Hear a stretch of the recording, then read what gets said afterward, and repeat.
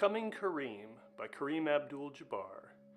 Basketball had never been my game. I was slow and clumsy, and my brutal experience with my father on the court did nothing to make me like it any better.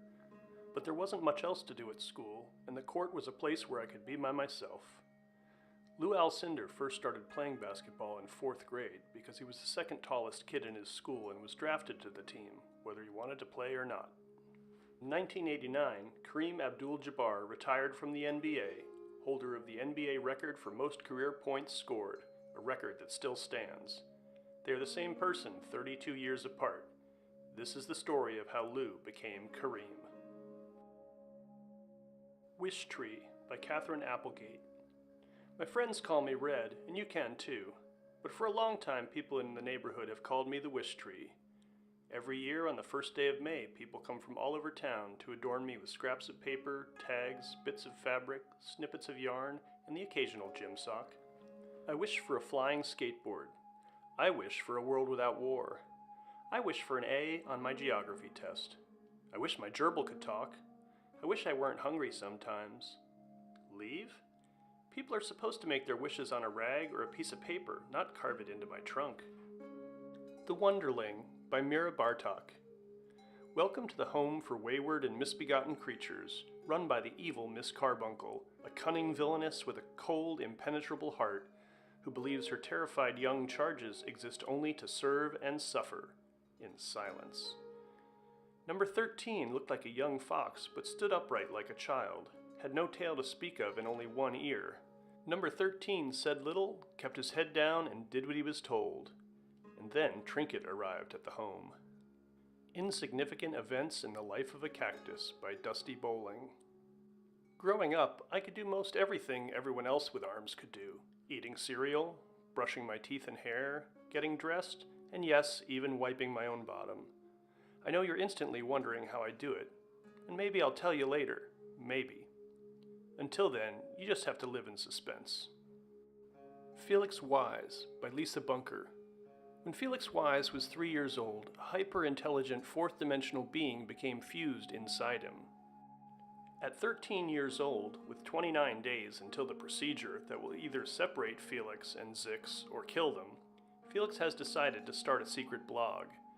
Middle school is hard enough without being fused to an alien. The Epic Fail of Arturo Zamora by Pablo Cartea. This should have been the best night of my life. I was going to save the restaurant, save the town, get the girl, make Abuela proud. I imagined myself riding a tan horse into the summer sunset, swatting any mosquito that tried to sting my awesomeness.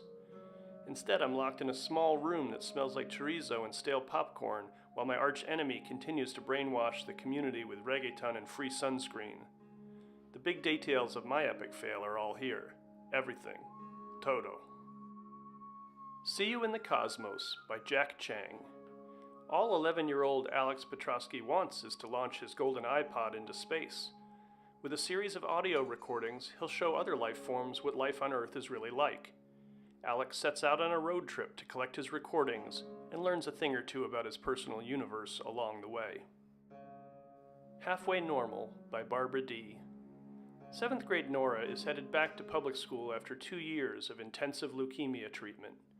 When she is placed in 8th grade math and science, she meets new kid Griffin and jumps at the chance to reinvent herself. Leading a double life, 7th grade cancer survivor and 8th grade girl of mystery, can't be any harder than battling cancer, right? Last Day on Mars by Kevin Emerson. Liam and his friend Phoebe will be on the last Starliner to depart Mars on a journey to a distant star and a new home. Before this day is over, Liam and Phoebe will make a series of profound discoveries and find out that the human race is just one of many in our universe, locked in a dangerous struggle for survival. The Vanderbeekers of 141st Street by Karina Jan Glazer. The Vanderbeekers' home, a humble red brownstone with a weather vane that spun on windy days, sat in the exact middle of the street. Among the many people who had visited it, there was quite a bit of debate about what it was like, but general agreement about what it was not. Calm, tidy, boring, predictable. Ban This Book by Alan Gratz. Amy Ann is shocked to find out that she can't get her favorite book from her school library. all because a classmate's mom didn't think it was appropriate for kids. Amy Ann decides to fight back, with a banned book library run out of her locker. As Amy Ann's library becomes a school-wide sensation, everyone will be forced to face the question, who has the right to decide what kids can read? Refugee by Alan Gratz. 3 different kids, 1 mission in common: escape. Joseph is a Jewish boy living in 1930s Nazi Germany. Isabel is a Cuban girl in 1994. Mahmoud is a Syrian boy in 2015. All 3 kids go on harrowing journeys in search of refuge, survival, and most important, home. I'm just no good at rhyming, and other nonsense for mischievous kids and immature grown-ups. 2 roads. 2 roads diverged in a wood, and I took the one less traveled by. Since then I've been completely lost. Thanks for nothing, Robert Frost. This is not your everyday poetry collection. I dare you not to laugh reading this book. The Magic Misfits by Neil Patrick Harris. The only good thing Uncle Sly gave Carter was an education in sleight of hand. Sly used his talents for crime. Carter preferred to use them for magic.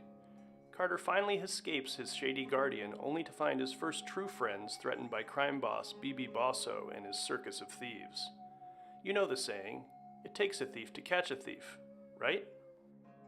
Blooming at the Texas Sunrise Motel by Kimberly Willis Holt. Stevie's life seems safe and full of love until the day tragedy strikes and she is sent to live with her estranged grandfather Winston at his rundown motel.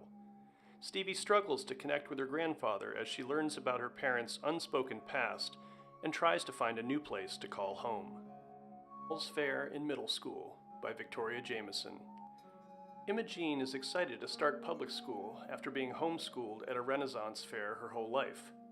She has always known that she is a brave and honorable knight, but middle school will bring a new breed of dragons, ogres, and mystifying creatures to vanquish. She never expected that the rules of middle school would be even more complex than the rules of swordplay. Falcon Wild by Terry Lynn Johnson. Author's note: Falcon Wild is a story in keeping with what I love to write about: gritty outdoor adventure and the realistic portrayal of the special relationships humans can form with animals. Karma has a thing for birds. When her parents insist she return her beloved falcon Stark to its original owner, Karma and the bird end up lost in the backcountry of Montana. With little food, she and Stark must endure dangerous mountain terrain, wild animals, injury, and learn to hunt and survive together. Restart by Gordon Corman. Chase doesn't remember falling off the roof or hitting his head, or anything for that matter. He has to learn his life all over again. When he gets back to school, Chase is surprised by the different reactions to his return. Some kids treat him like a hero, some are afraid of him, and one girl is so mad at him that she dumps her frozen yogurt over his head the first chance she gets. Chase quickly learns that it's not just a question of who he was or who he is. Chase needs to figure out who he is going to be. Family Game Night and Other Catastrophes by Mary E. Lambert. Annabelle won't let her friends come within 5 miles of her house. Literally. If they do, they might see her mom's stuff. Not a collection of college t-shirts or cute frog figurines. Stuff. The couch is buried under towels, the dining room is a maze of newspapers, organized by Weather Report, and her little sister's room is a catacomb of yard sale toys. An accident with a stack of newspapers sparks a fight between her parents, one that just might change everything. The question is, will their family still be left standing at the end? Star Scouts by Mike Lawrence. Dare to adventure. We Star Scouts are true, questing and exploring for that which is new. We trust our own judgments, our minds, and our guts, beaming others through doors just as they shut. We have all the right tools to make what we need. Star Scouts, this is our creed. Chester and Gus by Cammie McGovern. Chester hopes to follow in his mother's paw prints and become a service dog, but when he fails his certification test because he's afraid of loud noises, he worries that dream will never come true. Gus is a 10-year-old boy who acts a lot different from anyone Chester has ever known. Chester's not sure how he's supposed to help Gus, but he's determined to figure it out. After all, Gus is his person. The Stars Beneath Our Feet by David Barclay Moore. Where I live, it's all about borders and territories and crews. When you're a little kid in Harlem, you can pretty much go anywhere and do anything as long as you're careful.